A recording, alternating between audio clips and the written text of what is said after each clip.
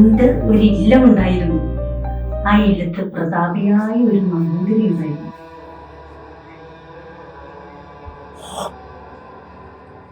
ഇതൊന്നും പണ്ടത്തെ അത്ര കായ്ഫലം അങ്ങോട്ട് കിട്ടില്ലല്ലോ. എന്താ ചെയ്യാ, കഷ്ടം.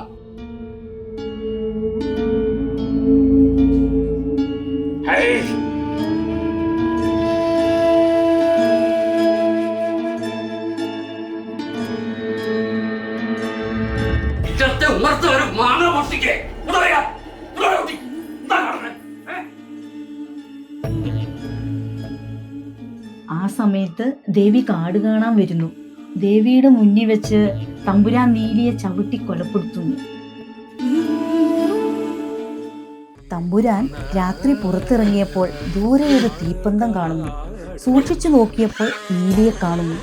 തമ്പുരാൻ ഭയപ്പെട്ടു. കോപം പൂണ്ട ദേവി ഭഗവതിയായി മാറി. നീലിയാർ ഭഗവതി അവസാനം തമ്പുരാനെ വധിക്കുന്നു.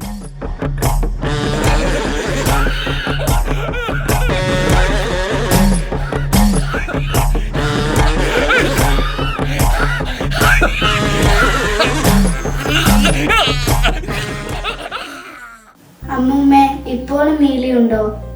നീലി ഇപ്പോഴും ഉണ്ട്.